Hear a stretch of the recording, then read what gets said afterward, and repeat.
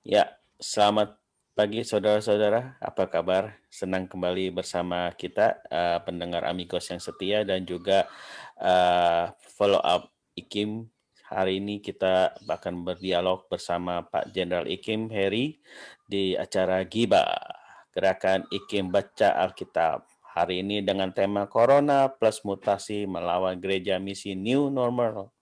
Silakan Pak Jenderal dilanjutkan. Baik, luar biasa. Terima kasih Pak Hin dari Australia yang setia. Setia melayani dan setia kawan. Luar biasa. Nah, saudara-saudara, ini sesuatu yang luar biasa. Saya langsung saja ke ini ya, presentasi saya.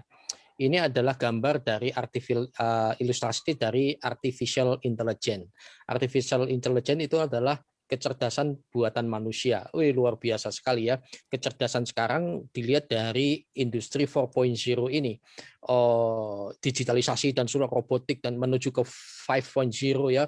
Menuju ke robotik dan seterusnya. Nah, sekarang aja kecerdasannya luar biasa ya. Orang bisa mendeteksi jantung, darah dan seterusnya tanpa ditusuk dan seterusnya, bahkan pasang ring sekali nggak perlu dibelah-belah lagi dadanya. Wih, luar biasa lah pokoknya. Nah, hanya lewat urat nadi gitu dan si pasiennya bisa lihat. Saya sendiri bingung dan tidak sakit. Nah, yang ngeri lagi, saya ngobrol dengan anak saya yang ngerti IT juga, Pak, kecerdasan buatan ini yang bahaya kalau kecerdasan buatan ini bisa menciptakan bisa memutuskan kehendaknya sendiri. Saat ini bisa memutuskan, tapi keputusan sistem gitu ya. Tetapi kalau bisa punya kehendak sendiri seperti manusia, nah nanti film-film Hollywood itu bisa kayak terjadi ya, film-film apa namanya, film-film eh, apa kok saya blank tiba-tiba, film-film fiksi Terminator, Pak. ya, Ya, film fiksi. animator termasuk film fiksi itu. Terminator, ya. Terminator kayak begitu ya, film droid apa gitu ya. Ya, ya. Dulu film-film itu kan dulu manusia bisa terbang apa, dulunya kan hanya fiksi, jadi kenyataan. Ini bisa jadi kenyataan juga gitu. Apa bisa atau tidak, ini hanya andai-andai, bukan kebenaran yang hakiki. Nah, kemudian tapi luar biasanya yang berkembang yang bisa memutuskan itu bukan hanya artificial intelligence, bukan hanya buatan manusia, termasuk virus. Corona sekarang bermutasi juga, mutasinya luar biasa. Apakah saya sendiri nggak ngerti, dan itu bisa lebih ngeri. Jadi PR belum selesai, bisa jadi korola, korompis atau apa istilahnya. Nah, mutasinya bagaimana Pak Hin? Benar ya, di luar negeri Ya, itu. ya, ya. Jadi yang setahu saya itu virusnya tetap sama, cuman dia ada perbedaan model di genetiknya sehingga dia Hmm. ada lebih kuat gitu-gitu. Nah, itu dia. Lebih kuat. Kenapa? Dia dibasmi, lama-lama dia jadi kebal gitu. Lama-lama jadi kebal terhadap hal itu. Nah, sama ketika saudara dihajar-hajar orang, difitnah di ini, tetapi saudara bertahan dengan cara firman, lama-lama kebal juga. Saya belajar sebagai YouTuber, pendeta tuber pun juga gitu. Wah, awalnya tuh sakit hati dan pernah juga sampai susah tidur karena menyampaikan yang baik dibully, dicemooh, terutama oleh kalangan intoleran ya. Tuhan Yesus dihina gitu. Waduh, sampai tapi lama-lama saya udah kebal. Kebal dalam arti bukan keras kepala ya, bisa menghadapinya dengan lebih bijak lagi gitu. Nah, saat ini saya mau membahas corona plus mutasi, maksudnya corona yang bermutasi ya. Kemudian versus gereja misi new normal. Nah, di tengah kecerdasan buatan dan sosial, manusia juga semakin cerdas. Nah, sekarang juga ditambah lagi dengan wabah pandemi di seluruh dunia gitu. Nah, cara menyikapinya itu penting. Pertama, menyikapinya jangan ikut-ikutan kadrun ya, yang langsung mengatakan, wah ini adalah apa ya, saya lupa ya istilahnya, Yahya Waloli itu Pak, tolong diingatkan Pak Hin. Gerakan global dari intelijen luar negeri atau apalah istilahnya seperti itu. Nah, saat kemudian Ma'ruf Amin, wakil presiden, mengatakan itu pikiran yang sempit. Salah satunya ciri khasnya. Oke, kembali kepada topik. Corona plus mutasi versus gereja misi normal, new normal. Pelajaran di balik gereja new normal di era industri 5.0 dulu ya, bukan 4.0. Langsung saya ralat saja. Di era industri 4.0 adalah momentum percepatan. Percepatan apa maksudnya? Percepatan bagi gereja. Percepatannya apa? Ini pembuktian kualitas dan motivasi pelayanan. Kemudian gereja dipaksa, bagi saya dipaksa ya. Kembali ke esensinya, yaitu eklesia. Gereja bukan soal gedung, gereja bukan soal program, gereja bukan soal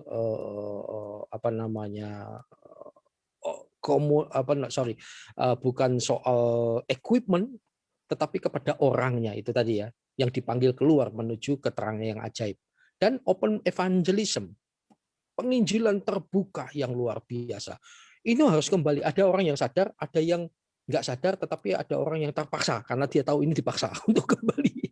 Karena begitu banyak sekali, bukan fitnah, ini tidak generalisir, ada, tetapi juga ada kecenderungan ke sana, sudah keasikan nih dengan entertain, keasikan nih dengan intern, kurang keluar, besar sendiri, yang sebelahnya kecil nggak dipedulikan gitu.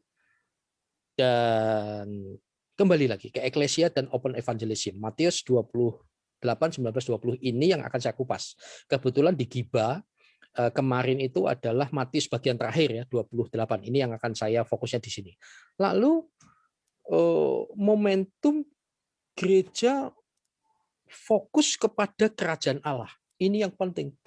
Gereja apapun juga, termasuk apologis, debater, YouTuber, pendeta tuber, dan ber yang lain, itu fokusnya adalah membangun kerajaan Allah.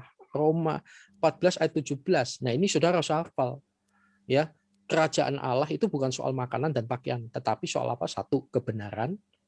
Dua, damai sejahtera. Tiga, sukacita oleh Roh Kudus. Kebenaran. Benar itu adalah menyampaikan apa yang dimaksud Tuhan. Benar itu adalah menyelesaikan segala perkara berdasarkan firman Tuhan. Nah, itu benar.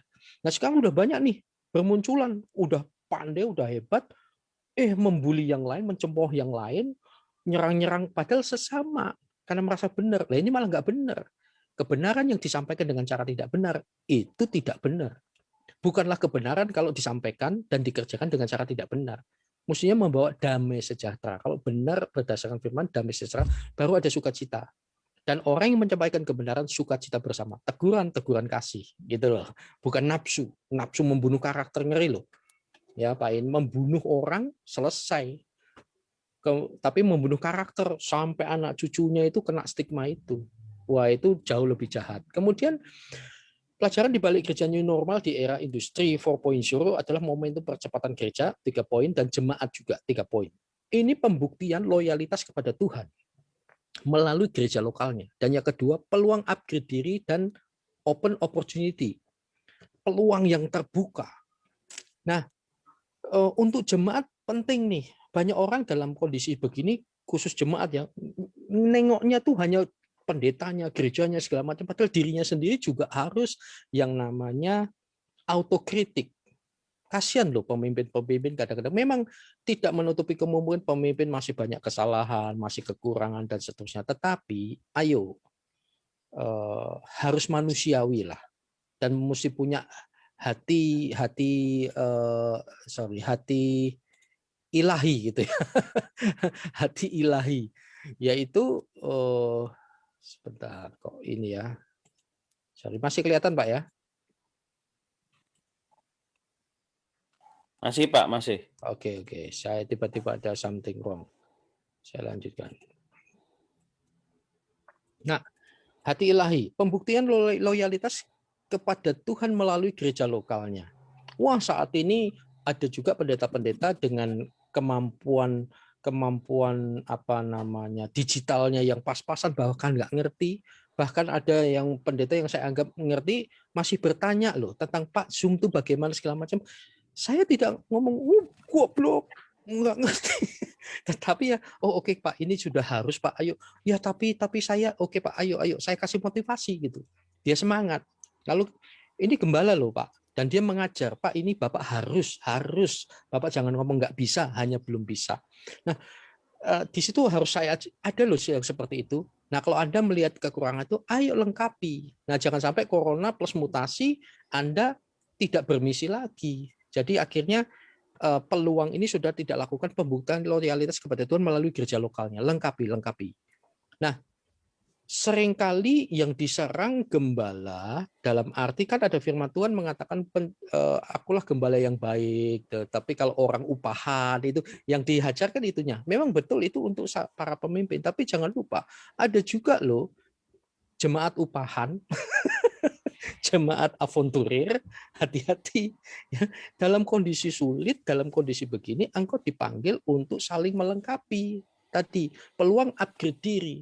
Nah, sekarang kan digitalisasi di mana-mana nih. Anda bosan dengan gerejamu, Anda bosan dengan ini, Anda tinggal pilih, dunia ini hanya sejauh jempol. Klik pilih yang mana mana yang sesuai selera. Banyak orang tertarik karena cocok dengan saya, cocok dengan saya, kan begitu. Banyak orang tertarik karena cocok dengan saya. Tidak melihat bahwa pengajaran ini benar. Pengajaran ini bukan sekedar cocok dengan saya akan bertumbuh dengan cara begini. Banyak orang yang ngomong cocok dengan saya karena menyenangkan saya. Ya, itu hati-hati, tipis sekali. Kalau itu cocok dengan saya, bukan cocok karena stylenya, wah pendetanya cool, lucu dan seterusnya gitu ya. Anda harus loyal karena loyal melihat ada kebenaran yang diajarkan. Tetapi kalau orang, dan ini pembuktian nih, yang saya sebut avonturir tadi, dalam kondisi sulit bukan melengkapi, malah membanding-bandingkan dengan yang lain. Nah, ini kasihan gerejamu. Ya. Kecuali kalau kamu di situ memang tidak bisa bertumbuh, bukan karena like and dislike. Ada yang ngomong, wah kering di situ, karena like and dislike. Kenapa? Sudah tidak cocok dengan saya. Padahal di sana menyampaikan kebenaran. Menyampaikan kebenaran itu straight. Dan seringkali masalah style yang jadi masalah. Cara menyampaikan, padahal nggak fokus kepada esensinya. Nah, peluang upgrade diri itu penting. Jemaat terbuka, Anda bisa belajar di mana-mana dan gembala pendeta tidak bisa melarang. Tetapi jangan lupa, kepandaianmu, kehebatanmu, kemampuanmu, dan seterusnya itu tujuannya untuk melengkapi. Ya, melengkapi. So itu 2 Korintus 8 ayat 13 sampai 14, kamu dibebani, bahkan kelebihan kamu juga bukan supaya yang lain supaya yang lain mendapat keringanan, tapi supaya ada keseimbangan. Ayo, ini kesempatan. Oke? Dan ini adalah peluang terbuka, terutama dalam hal misi. Wah, terutama dalam memberitakan Injil. Jangan bebankan kepada gerejamu. Anda juga harus bervisi. Facebookmu dipakai untuk apa selama ini? Atau hanya chatting, wah, hanya sekedar selfie-selfian. Ayo gunakan. Minimal memforward lagi berita-berita firman, hal-hal yang positif. Oke. Nah, saya fokus peluang ini adalah di ini Matius 28, 19, 20. Kembali kepada esensinya peluang ini. Kembali kepada esensi sebagai eklesia dan open evangelism. Penginjilan terbuka. Matius 28, 19. Ini orang-orang non-Kristen pun tahu loh. Wah, hati-hati dengan kristenisasi karena mereka ada yang namanya Matius 28, 19. Mereka tahu loh, cuma tafsirannya beda. Bagi mereka kristenisasi, bagi kita, tidak. Kristen tidak pernah diperintah untuk kristenisasi, tetapi untuk pergi keliling dunia tanpa bepergian, around the world without traveling. Lalu bukan jadikanlah semua bangsa Kristen. Tidak, bukan jadikan semua bangsa beragama Kristen, tapi menjadi apa? Murid-muridku. Ya. Ini pun kata Kristen itu di Kisah Rasul 11 ayat 28 itu ejekan. Di Antioquia lah murid-murid itu untuk pertama kalinya disebut Kristen. Loh, beda. Ya, beda sekali. Jangan salah ya. Nah,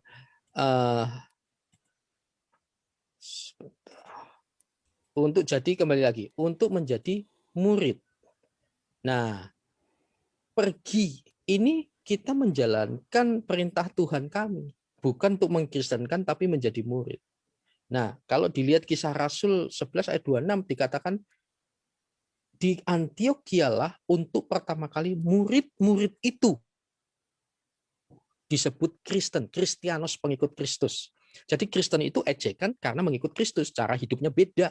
Yang bagi orang Antioquia yang duniawi itu aneh, nggak mau mabuk, nggak mau selingkuh, nggak mau free sex, nggak mau ini gitu loh, ya, terlepas dari dunia itu dan mereka jadi terang. Tapi bagi mereka itu aneh. Tapi ini Kristianos, pengikut Kristus. Nah, hari-hari ini begitu banyak orang bangganya jadi Kristen. Saudara, saya beritahu, jangan kaget, jangan tersinggung, tapi kalau tersinggung itu baik, berarti Anda masih manusia. Anda tidak layak dan tidak pantas menyebut dirimu Kristen kalau tidak jadi murid. Karena panggilan kita bukan jadi Kristen, tapi murid. Karena murid, maka orang menyebut kita Kristianos, pengikut Kristus. Ciri-ciri murid berbuah roh, Galatia 5, 22, 23. Nah, kemudian baptislah. Saya tidak mau mengupas soal caranya, tapi intinya adalah baptisan ini tanda pertobatan, tanda menyatakan diri, memproklamasikan menjadi anggota kerajaan Allah di dalam nama Tuhan Yesus. Deal ya. Soal caranya saya nggak mau ribut.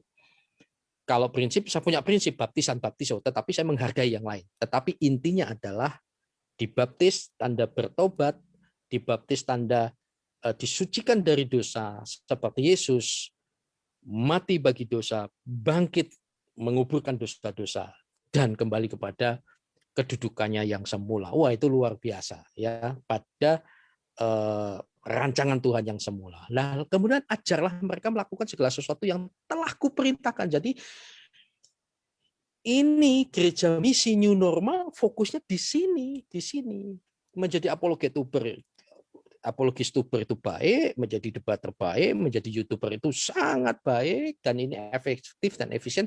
Tapi jangan lupa semua menuju kepada esensi gereja. Matius 28, 19, 20. Kalau tidak, maka saya bisa mengatakan tadi malam saya diundang di Tanpa Ragi, saya mengatakan jangan sampai kita tersesat di dalam kebenaran. Orang bingung, wah maksudnya apa Pak? Loh, orang sudah benar memberitakan firman Tuhan benar, tapi malah nggak ngajar. Ngajarnya nggak ngajar kasih, ngajarnya malah ngajar arogansi gitu, serang sesama dan seterusnya. Anda malah tersesat sendiri itu. Bukan kebenaran kalau disampaikan dengan cara tidak benar. Oke, saya lanjut. Nah, pelayanan model begini ini sudah tidak efektif lagi untuk sekarang ya, untuk sekarang sementara karena zaman corona ini yang sudah bermutasi lagi. Dan dunia ini hanya sejauh jempol. Gereja harus bermisi memanfaatkan new normal ini di era industri 4.0. Dunia sejauh jempol. Maka dari itu, ayo kita manfaatkan. Nah, kembali lagi fokus ke Matius 28, 19, 20.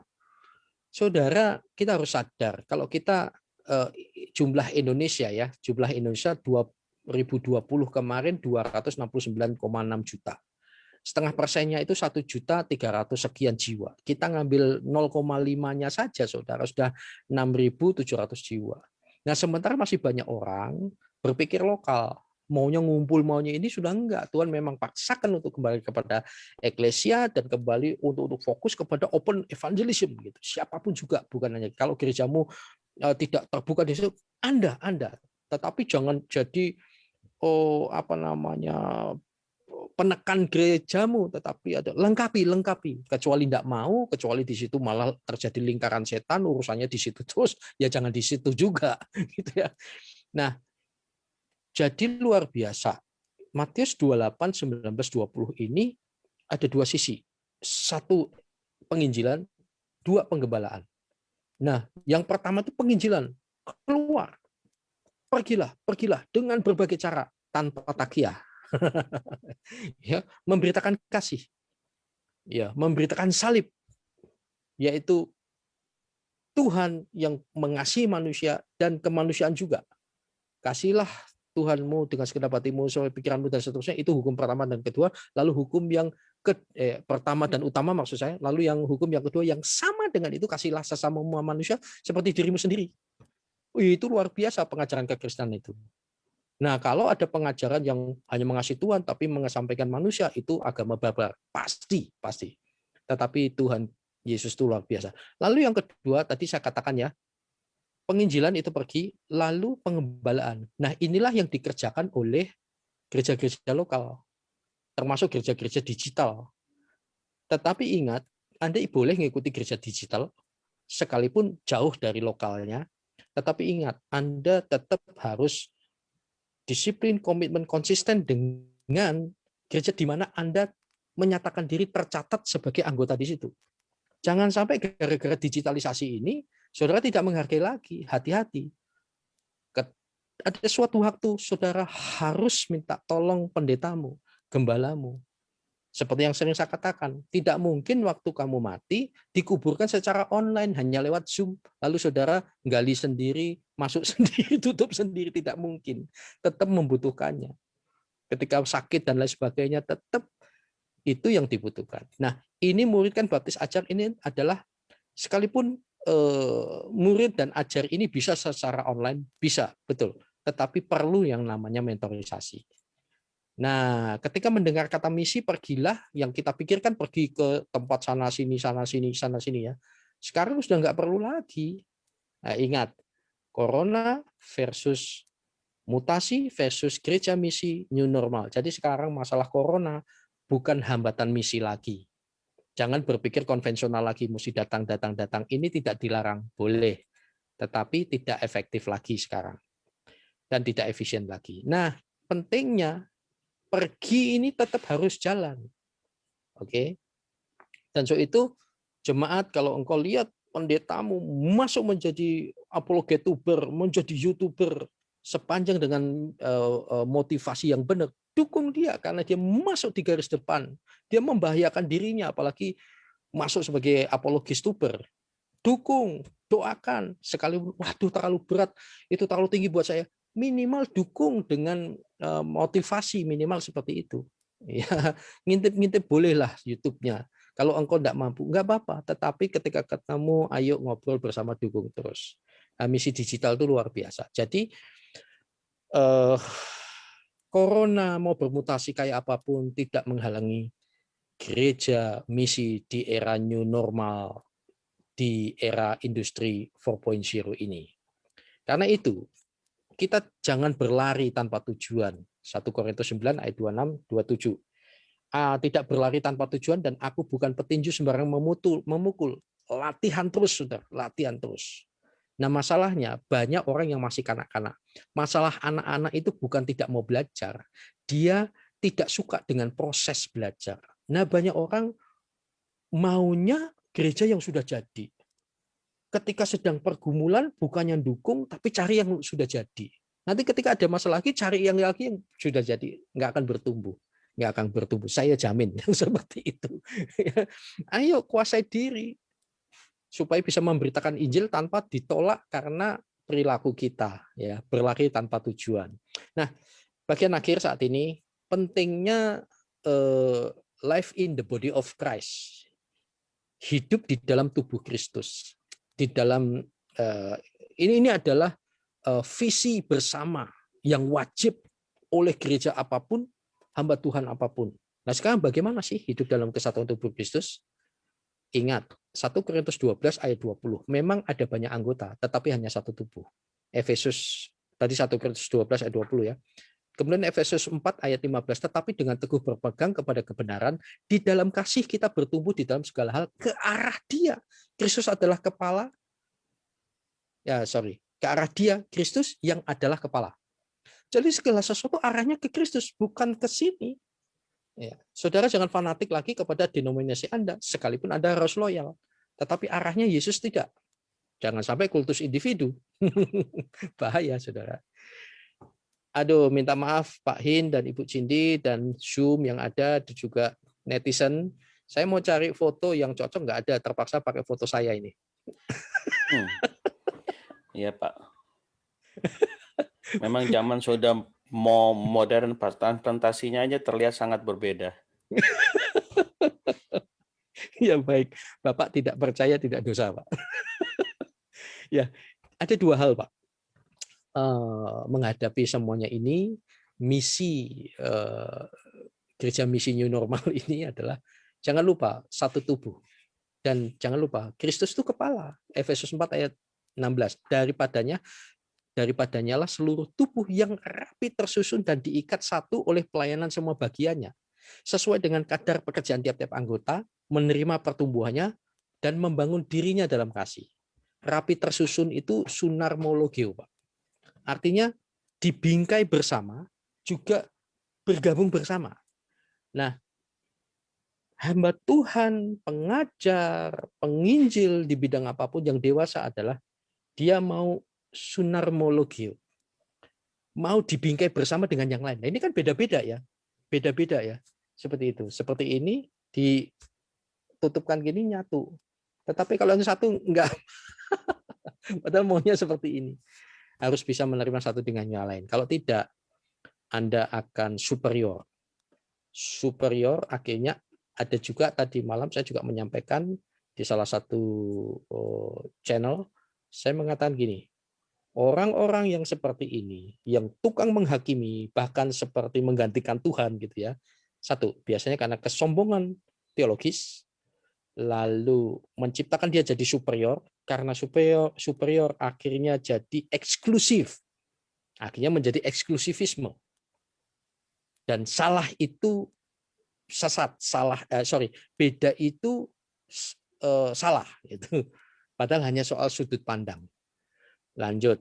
Satu tubuh Kristus, Efesus 4:16, daripada tersusun kadar pekerjaannya, energeia. Itu bekerja juga kerja secara efektif. Nah, kalau kita tidak nyatu, tidak paham kesatuan tubuh Kristus, kerja kita nggak efektif dan tidak efisien. Lalu penutup, paham fungsinya. Ini penting. 1 Korintus 12 ayat 18-19. Tetapi Allah memberikan kepada anggota masing-masing secara khusus. Satu tempat pada tubuh. Ini tubuh saya. Masing-masing itu ditempatkan Tuhan pada bagiannya masing-masing. Oke, seperti yang dikehendaki Tuhan. Andai kata semuanya adalah satu anggota, di manakah tubuh? Kalau hanya kepala saja, itu namanya leha. Ayatnya yang ke 21-27. 1 Korintus 12.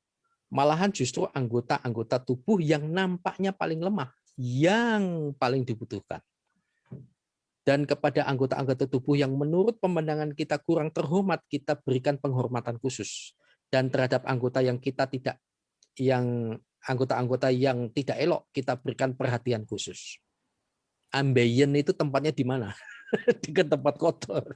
Tetapi kalau sudah ambeien, Anda harus memberi perhatian. Pak Hin, kalau saudara lihat ya, dan saudara sekalian, di bawah lidah saya, lidah saudara juga sama. Ini kan ada pita itu. Banyak yang nggak perhatikan kan? Pita itu nggak boleh sobek loh. Kalau sobek, tidur ketelan. Dan kita nggak bisa ngomong kita telor, kayak orang stroke. Nah, paham fungsinya. Temukan fungsi Anda di tubuh Kristus. Bagaimana? Kita ciptakan dan kita dicipta dan ditempatkan dengan tujuan khusus. Paham ya, saudara? So itu jangan superior. Anda itu bagian dari tubuh Kristus. Jangan langsung main hatam.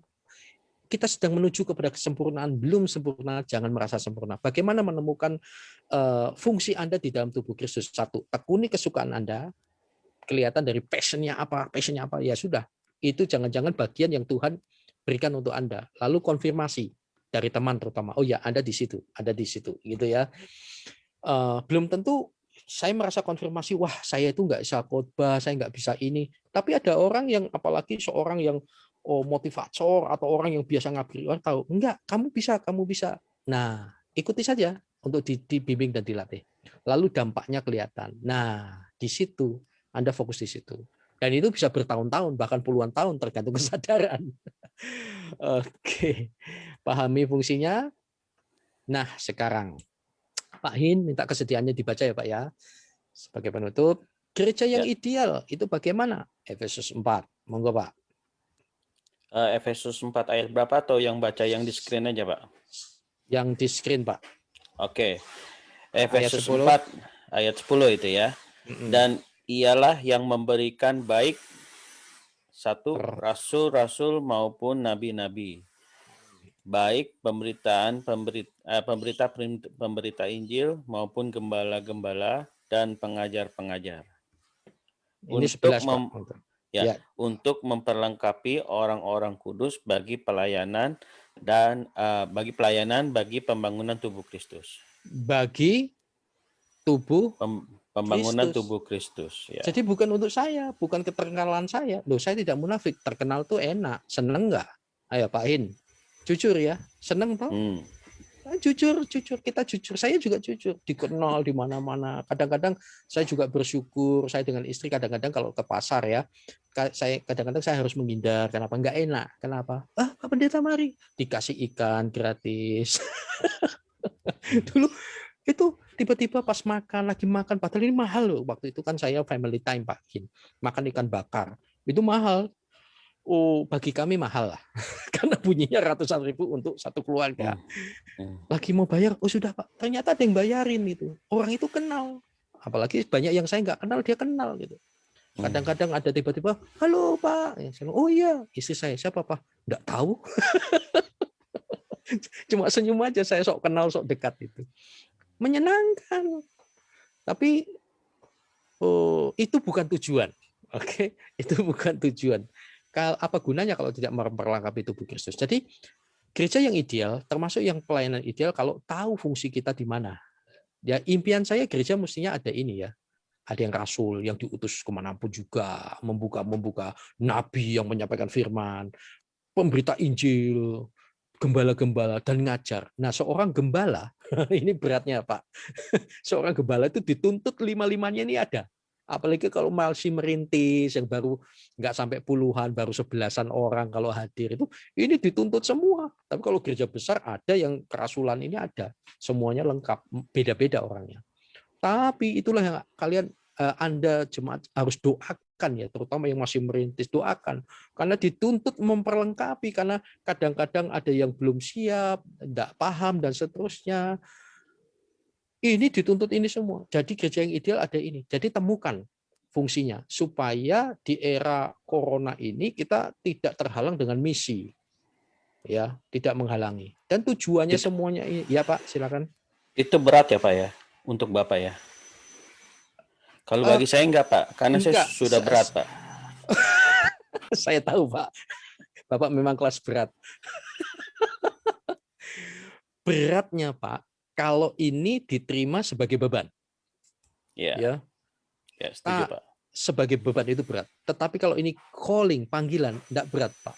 Saya menikmati, dan saya tidak mengklaim bahwa saya pemberita Injil, saya gembala gitu. Saya nggak mau ngeklaim supaya saya nggak merasa gitu. Biarlah orang lain, Bapak ini pengajar penginjil. Mau bilang gembala, wah istri saya yang lebih hati gembala, yang bisa ngelus, yang bisa ini, kalau ngobrol bisa berjam-jam. Lah saya ini kan orang straight, straight ya, langsung tek tek tek tek, gitu. Wah khotbah ya, karena memang latar belakang saya penginjil. Kadang harus dipahami itu. Puji Tuhan saya dilengkapi dengan istri yang seorang lemah lembut dan kelihatan kan Pak ya, Pak In? Emang wanita pelornya lebih banyak Pak katanya. Iya, pakai perasaan. Kalau kita kan kita pikir langsung gitu kan, strategi gitu. Betul. Nah, padahal itu penting sekali kita saling nopang dengan pasangan hidup kita. Nah, kembali lagi, untuk apa semuanya ini? Untuk apa? Nah, setiap hamba Tuhan itu pasti lima-limanya ini ada ya. Hanya presentasinya beda-beda, Pak. Mungkin dia ada casual tapi nggak menonjol nabi. Ini karunia nabi loh ya. Jangan sampai salah ngerti. Wah, Pak Eri mengaku-ngaku nabi. nabi belangkon. Bukan. Karunia. Lalu tujuannya sekali lagi untuk memperlengkapi orang-orang kudus, orang-orang khusus bagi pekerjaan pelayanan, bagi apa? Tubuh Kristus. So, itu saya katakan IKIM itu fokusnya di kesatuan tubuh Kristus. Ingat ya, IKIM fokusnya di kesatuan tubuh Kristus. So, itu saya tidak tertarik dengan yang namanya perdebatan apa gitu loh. Itu biarlah intern. Dan sekarang di lapangan itu yang dibutuhkan adalah yakinkan bahwa Yesus adalah Tuhan dan Juru Selamat umat manusia. Satu-satunya. Begitu yakin, baru dimuridkan. Kan gitu, pergi nginjil dulu kan. Jangan ribut soal caranya dulu. Masing-masing itu dipakai dengan cara luar biasa. Pak Hin yang berat ini, tapi imut-imut, di Australia Tuhan pakai. Gitu. Lah, cara saya nggak bisa dong diterapkan di sana. Beda. Ya. Nah, nanti ketika udah percaya Tuhan, udah nerima, baru diajar Trinitas itu apa, baptisan itu apa, Roh Kudus itu siapa. Begitu. Kalau enggak, orang malah ilfil dulu sebelum ini. Tuhan memberkati. Sasaran Pak Hin. Terima kasih Pak Heri, Pak Jenderal IKIM. Pak, saya ingin bertanya nih Pak, dari tadi Bapak memberikan sesuatu yang baik dalam perkembangan teknologi seperti sekarang ini ya untuk penginjilan dan lain-lainnya. Bisakah Bapak memberikan sesuatu kepada pendengar setia Amigos dan para penonton yang di Facebook itu untuk kita membatasi apa yang benar dan apa yang salah? Karena dunia digital sekarang kita terima semua nih Pak. Entah sampah, entah benar, entah salah. Nah, kita sebagai penerima harus menyaringnya. Nah, bagaimana Pak tips-tipsnya untuk para pendengar dan para penonton Facebook ini untuk menyaringnya Pak, bahwa ini yang benar dan ini harus diikuti dan ini yang tidak, seperti itu. Terima kasih Pak, silakan. Di-unmute please Pak, di-unmute Pak, di-unmute. Oke, ini pertanyaan yang bagus sekali. Memang Pak Hin pertanyaannya bagus-bagus ya. Seperti firman Tuhan Pak, mengacu firman Tuhan sama ini Pak. Apa namanya? Intinya juga sama, esensinya sama. 1 Korintus 15:33. Janganlah kamu sesat pergaulan yang buruk merusakkan kebiasaan yang baik. Sama, digital, kemudian medsos yang Anda sukai itu kan menjadi kayak teman kan. Anda bergaul dengan Ya. siapa? Baik bergaul secara virtual atau secara virtual dan secara konvensional atau ketemu langsung. Sama prinsipnya. Kalau itu buruk merusakkan kebiasaan baik, betul atau betul? Saya saja juga sering bergumul. Saya saja kadang-kadang harus menyalipkan diri saya loh, Pak. Duduk mau persiapan nih, mau persiapan kedua, sudah di depan komputer. Cek Facebook dulu lah. Bisa 1 jam tidak terasa. Ini gibah nih. 1 pasal aja. Beberapa kali bolong loh, Pak. Kenapa? Dianggap remeh seringkali. Terus pada akhirnya, cek dulu YouTube lah. Aduh, ada komen ini. Aduh ini. Nggak terasa loh. Dan sama ya, Anda akan menjadi seperti siapa yang dekat dengan Anda. Seperti itu. Berarti dalam hal berarti bisa dikatakan dalam hal kita berkomunitas di sosial media itu juga kita harus memilah-milah Pak ya, tidak semuanya dimasukin Pak ya, difilter. Jadi ya, itu adalah semuanya. Filter dasarnya ya Pak ya, filter dasarnya ya itu ya. Baik. Ya silakan Pak Budi. Ada orang berubah, ada orang berubah. Dulu nggak begitu loh Pak. Tapi setelah dia terus dengan medsos itu masuk loh Pak. Masuk, akhirnya menjadi sama.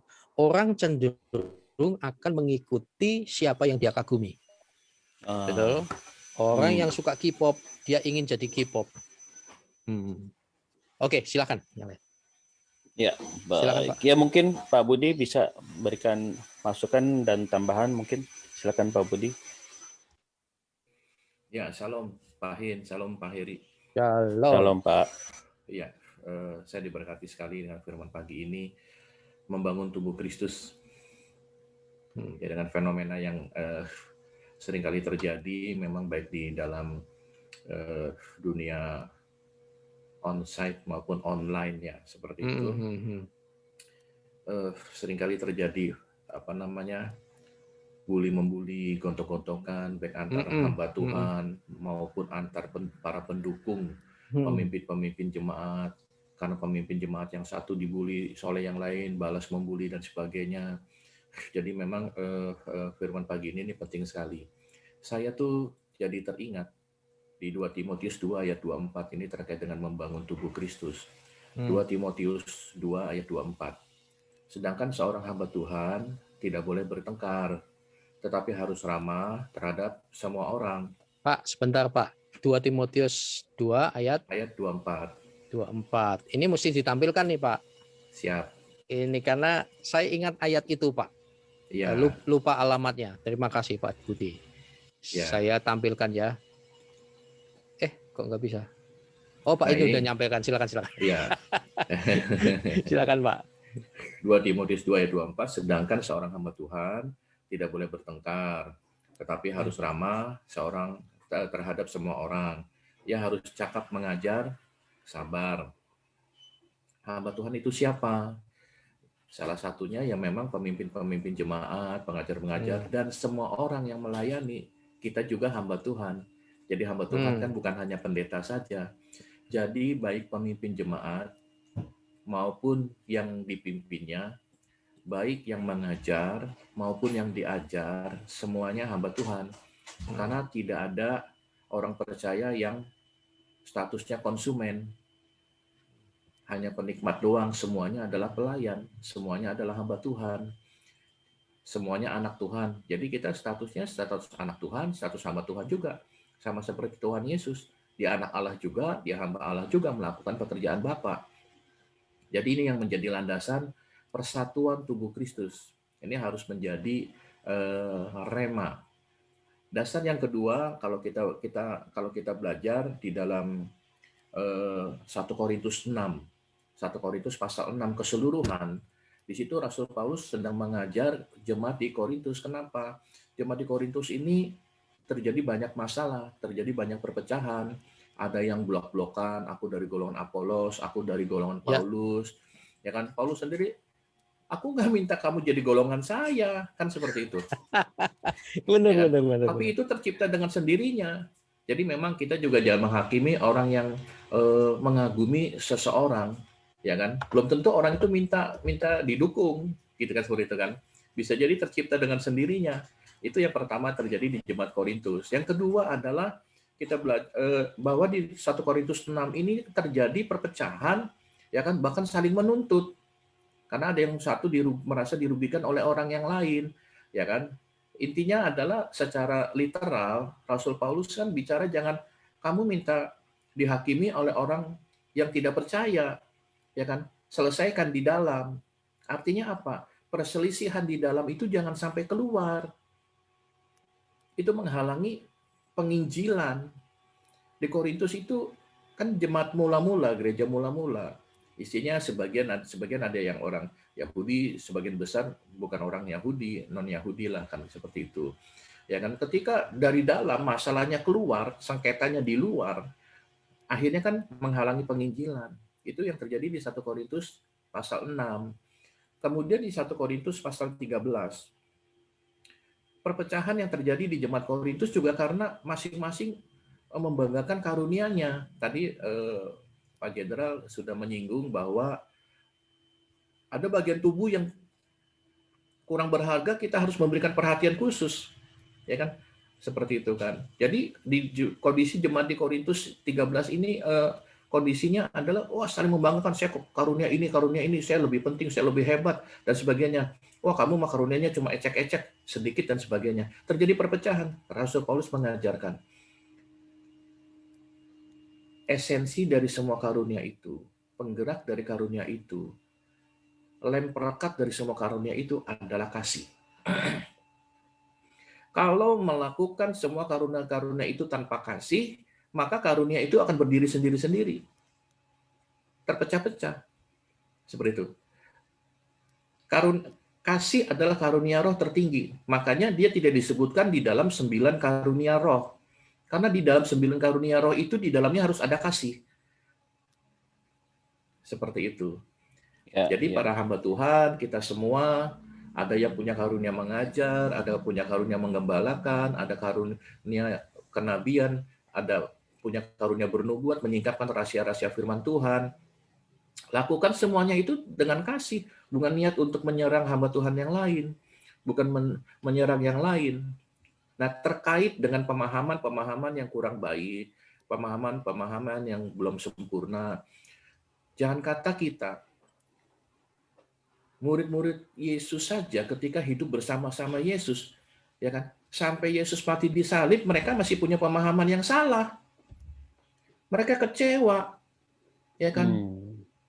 Gurunya yang dikagumi, buta melihat, kusta tahir, tuli mendengar, lumpuh berjalan, bahkan mati bangkit kembali.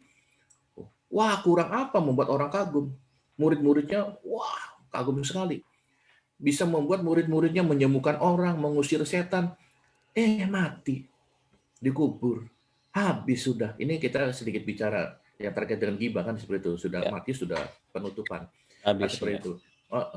Nah, jadi mereka kecewa. Tetapi ketika Tuhan Yesus menampakkan dirinya setelah kebangkitan, di situ iman mereka sempurna. Makanya Di dalam Yohanes 20 ayat 22, Tuhan Yesus membaptis murid-muridnya dengan Roh Kudus. Ya. Karena apa? Iman mereka sudah sempurna. Percaya Yesus sebagai Mesias yang benar. Raja Surgawi, bukan raja Yahudi seperti Raja Daud yang mau membebaskan dari bangsa Romawi yang begitu kuatnya. Seperti itu. Ya. Murid-muridnya percaya Yesus ini adalah Mesias, Juru Selamat. Baru dibaptis Roh Kudus. Pentakosta itu bukan baptisan Roh Kudus. Ada yang pertama menerima baptisan Roh Kudus, ada yang kepenuhan Roh Kudus. Kita harus membedakan itu nanti di sesi lain Pak Jenderal, kan seperti itu. Untuk membedakan itu.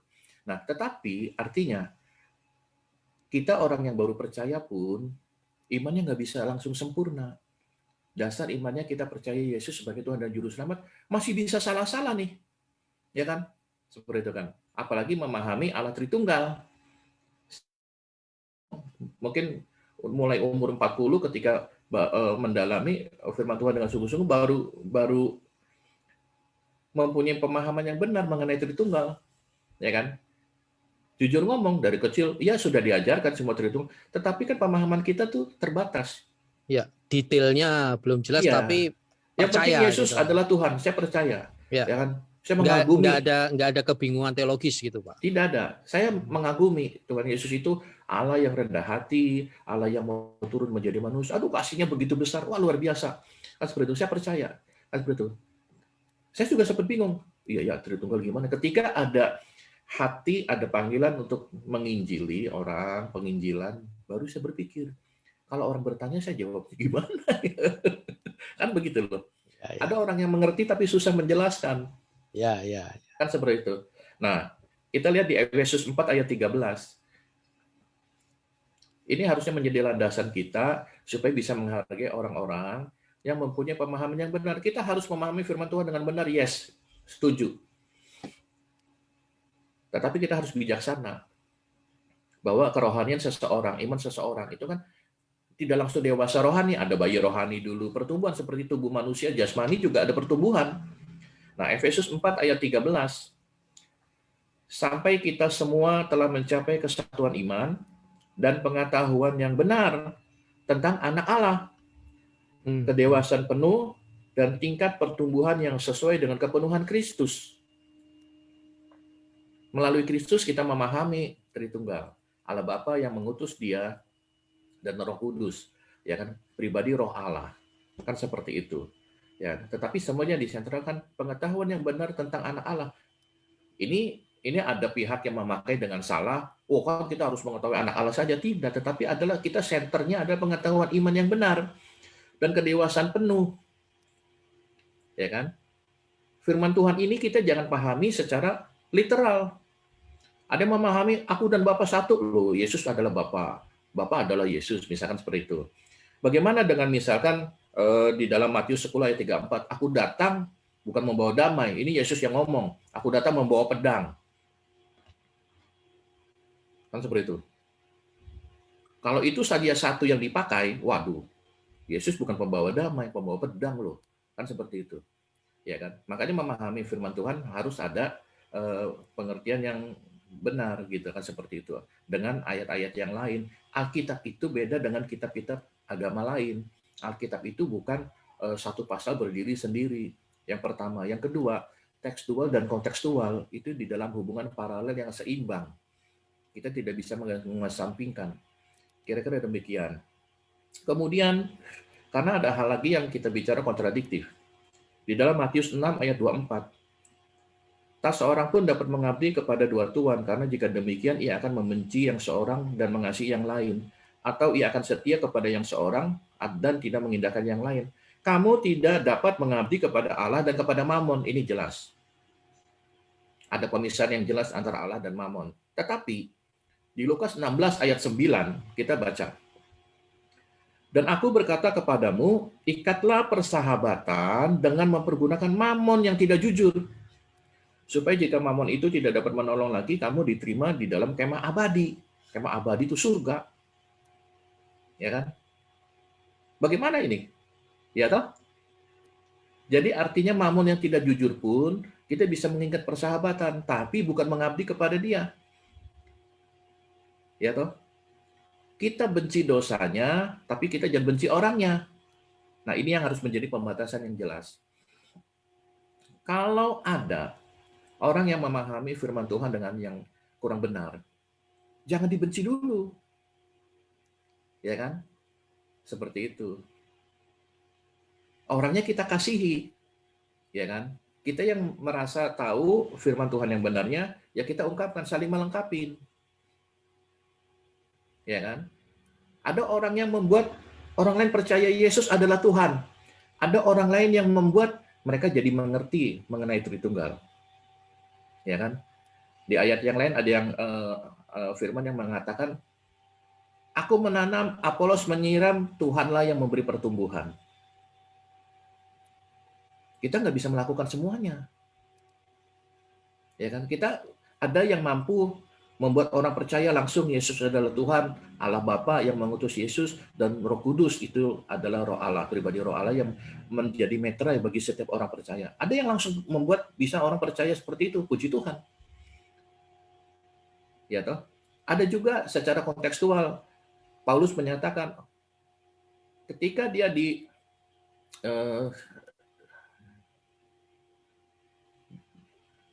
Athena kalau nggak salah ya, ketika dia menginjili orang-orang Yunani, ada patung Dewi Artemis, Ya, ada Athena, Pak. ya, ada juga suatu mesbah kepada Allah yang tidak dikenal. Seperti itu. Bagaimana Paulus mengabarkan langsung Yesus adalah Tuhan, ya kan? Allah Tritunggal, bingung kan? Dari kontekstual itulah dia menjadi jembatan, dia masuk. Seperti itu. Orang yang latar belakangnya monoteisme sangat sulit menerima Tritunggal. Maka ketika kita menginjili mereka, ya kan, dari sisi mana Yesus adalah Tuhan. Itulah makanya kenapa di dalam Alkitab banyak yang menyatakan seolah-olah, ya kan, Yesus adalah Bapa, ya kan, Yesus adalah Roh Kudus, seolah-olah seperti itu, ya kan. Karena itu Alkitab ini memberikan jalan kepada kita bagaimana cara kita memahami Allah Tritunggal. Memang Yesus adalah sebagai gambaran dari Allah yang tidak kelihatan. Yesus adalah gambaran yang kelihatan dari Allah yang tidak kelihatan. Ketika muridnya bertanya, Filipus kalau nggak salah ya, Tuhan tunjukkanlah Bapa itu kepada kami. Loh, kamu selama ini sudah ikut dengan aku loh. Betul, Filipus di Yohanes 14 ayat 9, Pak. Iya. Yohanes 14. Setiap hari ikut Yesus, orang buta melihat, orang mati bangkit. Masih bertanya juga, tunjukkan Bapa kepada kami. Allah itu roh. Ya kan, manusia tidak bisa melihat Bapa. Dan Allah itu adalah sangat dahsyat. Tidak ada seorang pun yang bisa bertemu. Allah itu tetap hidup. Karena itu Allah menjadi manusia supaya tinggal bersama-sama dengan kita. Ya kan? Tuhan Yesus berkata, aku dan Bapa adalah satu. Kamu lihat aku, udah lihat Bapa, gitu loh. Seperti itu. Tapi Yesus tidak bilang saya adalah Bapa, bukan. Ya kan? Yesus adalah image of God, gambaran Allah. Ya kan? Manusia-manusia sebelum Yesus datang sebagai manusia, mereka salah mengenali Allah. Mereka image of God, gambaran Allah, mereka pakai bikin patung apa, patung kerbau, patung apa. Mereka tidak bilang Allah itu seperti kerbau. Patung ular, Allah itu seperti ular, tidak. Tetapi, wah, di dalam kerbau ini ada suatu pribadi yang luar biasa. Kan seperti itu kan. Karena manusia di dalam hatinya ada kerinduan mencari image of God. Manusia dengan logikanya ingin dengan mata bisa melihat. Seperti itu. Tetapi ya dasar manusia semakin terlalu cerdas. Tuhan menunjukkan diri pun nggak percaya juga. Itu manusia, masa disembah-sembah sebagai Tuhan. Nah, ini jadinya terbolak-balik kan seperti itu. Iya, ya kan? betul. Kan seperti itu. Padahal beribu-ribu tahun manusia di dalam dirinya ada kerinduan. Ya kan? Bahkan yang menuduh, oh Yesus Tuhan, Yesus manusia dijadikan Tuhan, tetap aja mereka mencari sesembahan yang merupakan benda. Ya kan? Batu ke, kotak hitam ke, dan sebagainya, itu yang disembah. Tapi menolak Allah yang turun menjadi manusia. Buta melihat, mati bangkit. Ketika Yohanes Pembaptis mengutus murid-muridnya bertanya kembali kepada Yesus, ya kan, engkaukah Mesias yang ditunggu itu? Yesus berkata, lihat saja, orang buta melihat, tuli mendengar, lumpuh berjalan, orang mati dibangkitkan, orang kusta ditahirkan. Yesus tidak bilang, ya akulah Tuhan, sembahlah aku. Bukan. Karena Yesus tujuannya menjadi manusia, mati di kayu salib, bangkit. Ya, luar biasa Pak Budi. Semangat nih pagi-pagi. Sorry Pak Jenderal, Ya, melengkapi, ya, membangun tubuh luar biasa. Mantap. Kristus. Bukan khotbah Mantap. kedua, bukan. Minta maaf. Tapi bagus Pak, bagus. Itu semangat sekali itu. Saya senang. Mempertajam, Pak. Wah, dahsyat. Memacu jantung di pagi hari supaya lebih semangat bekerja Pak. Luar biasa. Memacu adrenalin. Iya, Ya, biar sekalian menyadarkan. tambah lapar mumpung belum sarapan. Oke, mantap. Mungkin yang lain. Itu aja, terima kasih. Ya, Oke, luar biasa. baik. Silakan bagi teman-teman yang ingin bertanya atau menyampaikan atau menambahkan bagi itu dari Pak Budi atau dari Pak Jenderal, silakan. Oke, nanti yang lain silahkan langsung unmute saja ya. Saya akan Oke. melengkapi lagi yang disampaikan Pak Budi tadi. Ini tadi Pak, yang saya bilang. Sebentar, silakan ya. Yang lain boleh unmute saja, langsung bilang saja. Ini Pak, seorang hamba Tuhan tidak boleh bertengkar. Nah ini penting sekali loh Pak. Ya, kalau kita Di 2 lihat Timotius ini itu ya. ya, nah ini. Jadi saudara-saudara sekalian, Anda terutama yang masih belajar Alkitab, Anda boleh download kok. Itu Alkitab Sada yang paling sederhana, saya pakai udah 20 tahun lebih ini ya, paling sederhana. Di sini ada banyak versinya ya. Ini TB artinya terjemahan baru. Kalau ITB itu adalah interlinear terjemahan baru. Setiap kata ada nomor-nomor strongnya. Nomor-nomor strong itu nomor kalau diklik atau diginikan langsung ke bahasa aslinya itu semuanya. Lalu AV ini authorized version, King James version itu ya, version. Nah, saya bacakan ya. Sedangkan seorang hamba Tuhan tidak boleh bertengkar, tetapi harus ramah terhadap siapa? Semua orang. Harus cakap, mengajar, sabar, dengan lemah lembut dan seterusnya. Loh, kalau Anda hamba Tuhan masa berangasan kok menakutkan, kayak dengan alasan kebenaran dan mengatakan gentleman, tetapi kok caranya kayak preman. Saya rasa bukan hamba Tuhan. So itu saya berani katakan banyak sekarang ini apologis malah tersesat di dalam kebenaran. Sudah benar tapi tersesat cara penyampaiannya. Hamba Tuhan atau bukan? Setiap orang yang menyampaikan firman Tuhan, melakukan kehendak Tuhan itu hamba Tuhan. Apalagi predikat pendeta. Loh, pendeta kok malah jadi pendekar, kan lucu ya. Lucu ya. Buat saya seperti itu. Anda jangan saya rasa orang yang belum bertobat kalau dengan alasan saya tegas beda dengan kasar. Tegas beda dengan penghakiman. Ini mau enggak mau. Ini tidak bicara, saya kan bukan orang Jawa yang kalau keinjak kakinya maaf, kaki Anda ada di atas kaki saya. Enggak. Tapi beda spiritnya tuh spirit nafsu mengalahkan atau nafsu atau spirit mengajar, bukan nafsu mengajar. Beda. Ada yang nafsu mengalahkan loh. Hati-hati, semua dihajar-hajar. Malah di mass media, di YouTube nyebutin nama satu-satu padahal tidak pernah konfirmasi. Itu malah tersesat dalam kebenaran. Anda sudah benar sebetulnya. Cuma caramu bukan hamba Tuhan. Ya, malah terlalu keras kalau saya bilang hamba setan. Karena setan itu mencuri, membunuh dan membinasakan, termasuk membunuh karakter itu bukan hamba Tuhan loh. Anda menyampaikan kebenaran, tapi dengan cara membunuh karakter orang. Waduh, itu bukan hamba Tuhan. Yaitu ikim, gibat dan seterusnya itu menekankan kesatuan. Ya, kesatuan, menghargai gitu. Oke. Lah kalau dia percaya Yesus, hanya beda cara mengimplementasikan tentang keesaan keilahian Tuhan, tapi dia percaya Yesus. Beranikah Anda mengatakan kamu neraka kalau enggak sama doktrinnya dengan saya enggak berani. Saya tidak berani. Kecuali dia ngomong Kristen, tapi Yesus hanyalah nabi seperti kaum Nasrani. Ingat ya, tadi malam bagus ya, Kristen bukan Nasrani loh. Nasrani itu bukan Kristen. Cek di YouTube. Bagus sekali dengan Pak Yulkifli. Ingat, hamba Tuhan harus ramah terhadap semua orang dan harus cakap mengajar. Ini dengan cara ini enggak cakap itu namanya. Nah, kemudian yang menarik, itu belajar Alkitab dengan benar, saudara-saudara Anda walaupun tidak sempat sekolah teologi, download ini Pak Hin, saya nggak tahu pakai Sabda juga Pak atau bukan Pak? Ada juga banyak Sabda. aplikasi. Saya ada 2 ya, Sabda Oke. sama Tapi yang tadi Eastward. Eastward itu Eastward, juga Pak. bagus. Tergantung mana-mana. Ya. Yang penting kepada bahasa aslinya ada, itu baik mana-mana. Yang penting mempertajam, memperlengkapi firman gitu, bukan untuk sok-sokan. Ada. Kemudian ini ya, dapat menuntun orang yang suka melawan sebab mungkin Tuhan memberikan ini. Sebentar ya. Oke Pak, yang lain dulu Pak, yang lain dulu. Ini ada urgent di tempat saya. Oke. Ya. Pak Budi. Ya Pak. Ya, bisa ditambahkan Pak, mungkin renungan harian hari ini Pak, Markus 1. Saya tambahkan sedikit. Oke, baik. Pak Hin, rupanya ada penelpon Pak. Oh ya. Kita dengar ya. Silakan Pak, dengan siapa di mana? Silakan. Ada pertanyaan.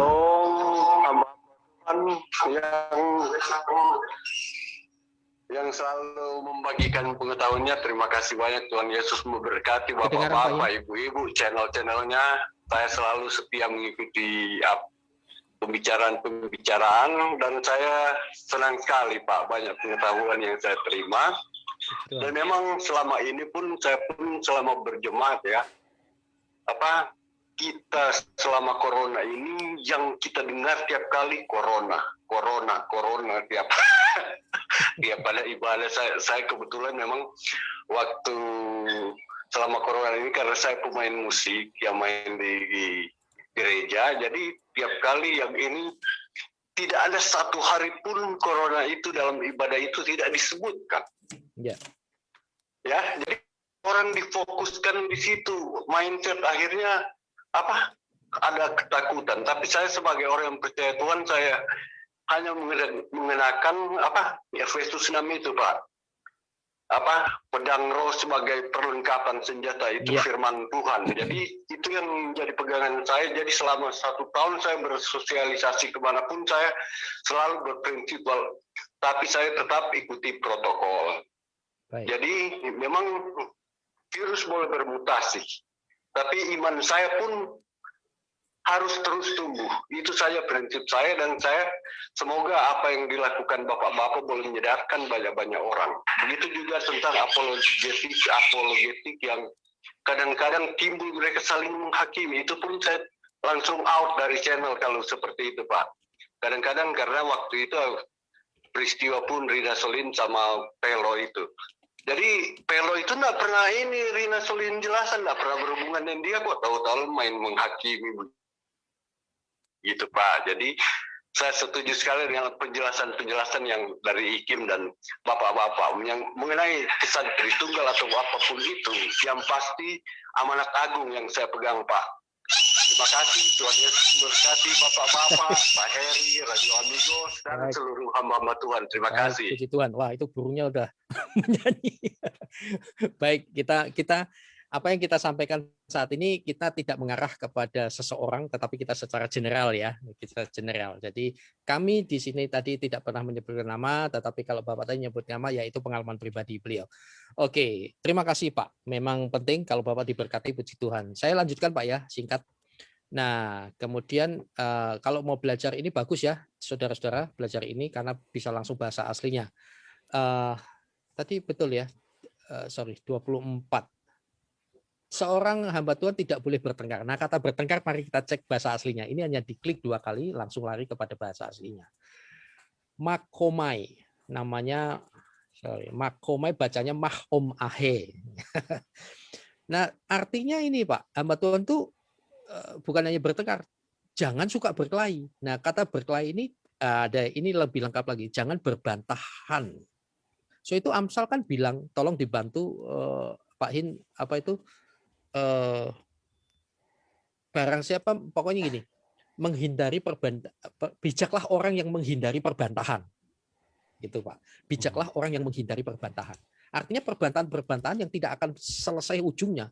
Beda loh antara berapologia dan berbantah-bantahan. Kalau berapologia menjelaskan saja, cukup kita menjelaskan. Saya biasanya mundur kalau ya sudah, yang penting saya jelaskan. Kamu tidak mau melihat dari sudut pandang saya, kamu merasa benar, ya kita tidak akan ketemu. Tapi kalau Anda masing-masing melihat sudut pandang kita, ya kita akan bertumbuh bersama. Oke? Nah, ini tak. Jangan berbantahan dan berkelahi. Berkelahi mulut, berkelahi YouTube, hindari. So itu IKIM bukan channel debat. Ini of armed kombatan ini maksudnya apa, Pak Jin? Minta bantuannya, Pak. Ini nih. Of armed kombatan. Pejuang. Iya, Pak. Itu arm itu bersenjata, Pak. Jadi bersenjata kombatan perang.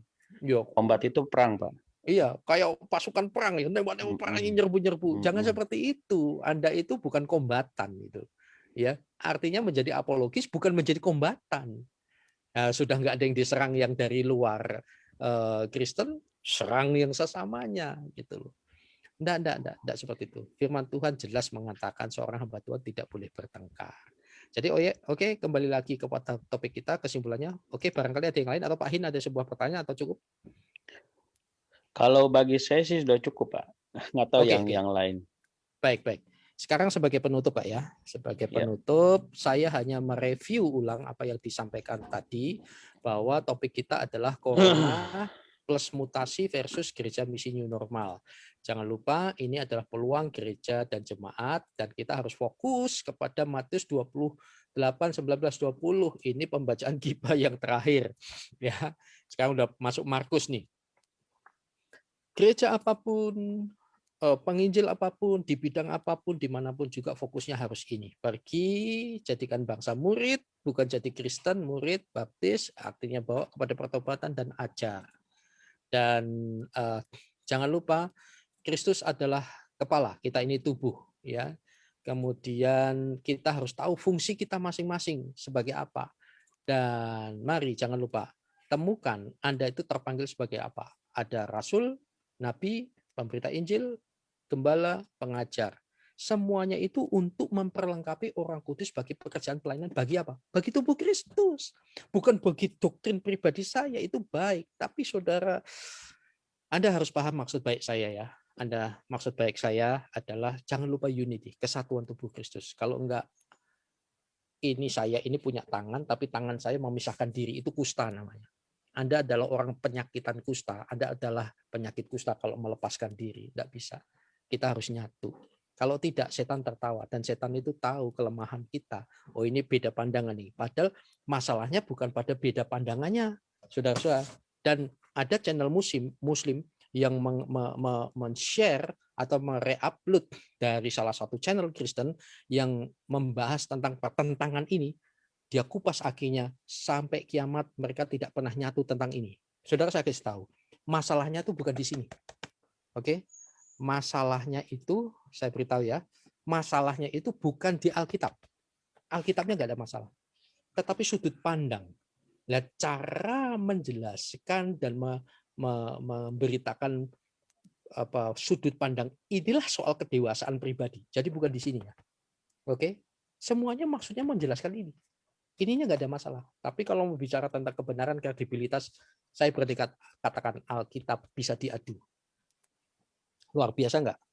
Pak Hin, kita punya 23.000 manuskrip yang menjelaskan kebenaran. Yang lain cuma satu. Ya. Ya. Oke. Kemudian saya akan murtad dari Kristen kalau saya ngomong ini jatuh dari langit, langsung dari Tuhan langsung turun, tetapi isinya ternyata kutipan dari Injil palsu, Injil apokrifa. Oh, kalau saya murtad itu jelas sekali. Dari situ aja saya yakin kok ini luar biasa. Masalahnya itu bukan di sini, ya, cara pandang.